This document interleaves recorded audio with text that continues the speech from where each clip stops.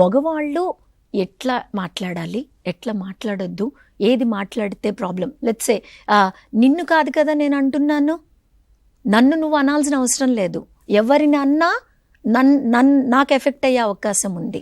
ఇంతలా మనం చెప్పామంటే వాళ్ళు ఏమంటారంటే ఈ స్వేచ్ఛ కూడా మాకు లేదా, ఆల్రెడీ మేము మహిళా బాధిత సంఘాలు పెట్టుకుంటున్నాము, మేము బాధించబడుతున్నాము, అయినా మా గోడ ఎవరు వినట్లేదు, కరెక్ట్ అని కూడా అంటారు. అందుకని అంటే వీళ్ళు కూడా తెలుసుకోవాల్సింది ఏంటంటే, మనము వర్క్ ప్లేస్లో మహిళల గురించి మాట్లాడుతున్నప్పుడు వాళ్ళ కలీగ్స్ గురించి మాట్లాడుతున్నామని అనుకోకూడదు. వాళ్ళ ఇంట్లో కూడా వాళ్ళ అమ్మ వర్క్ చేస్తుండొచ్చు, వాళ్ళ చెల్లి వర్క్ చేస్తుండొచ్చు, ఆయన భార్య వర్క్ చేస్తుండొచ్చు. It is for the protection of our mothers, our sisters, our daughters, right, our wives అనుకున్నప్పుడు రేపు మన ఆడవాళ్ళకు కూడా బయట ఇలాంటి పరిస్థితి ఎదురైతే వాళ్లకు కూడా ఈ చట్టము వర్తిస్తుంది కదా. ఇంకొకటి, స్వతంత్రం కోల్పోతుంది, మాట్లాడటం బంద్ చేస్తాము అని అనటం దీనికి పరిష్కారమా?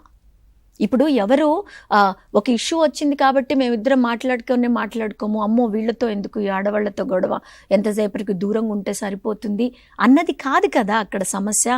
మీరు అదేమైపోతుంది, మీరు అట్లా చేసినా డిస్క్రిమినేషనే అవుతుంది, రైట్. నేను అనేది ఏంటంటే, ఒక ప్లేస్లో మనం కలిసి పనిచేస్తున్నప్పుడు ఎవరి మర్యాదలో వాళ్ళు ఉంటూ, ఎవరి రెస్పెక్ట్ని వాళ్ళు కాపాడుకుంటూ, ఎదుటి వాళ్ళ రెస్పెక్ట్ను కూడా కాపాడాలి అనేది ఈ యాక్ట్ యొక్క ముఖ్య ఉద్దేశం. వాళ్ళు అడుగుతారండి, మేమంటేనేమో కామెంట్ గా తీసుకుంటున్నారు, మరి వాళ్ళు మాట్లాడితే మాకు లేవా చట్టాలంటే ఇప్పుడు పరిస్థితి అదే అండి. మాకు లేవా చట్టాలు అంటే డెఫినెట్ గా ఈ యాక్ట్ అయితే వాళ్లకు లేదు.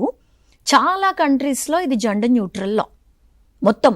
అంటే మగవాళ్ళు అట్లా కాకుండా అండి, ఇవాళ రేపు ఎల్జీబీటీక్యూ రైట్స్ని ప్రొటెక్ట్ చేసిన తర్వాత even a male can get attracted to male, female can get attracted to female.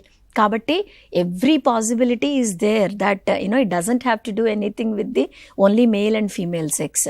కాకపోతే ఏంటంటే ఆ పర్సంటేజ్ తక్కువ ఉంది కాబట్టి డెఫినెట్గా ఇదేంటి అని అంటే, ఆఫీస్లో మనము ఒక ఫ్రెండ్లీ వాతావరణంలో ఉంటూ అందరి యొక్క డిగ్నిటీని కాపాడుతూ ఎవరి రెస్పెక్ట్ని మనం తగ్గించకుండా కలిసి పని చేసుకుందాము అనేది ఉద్దేశము.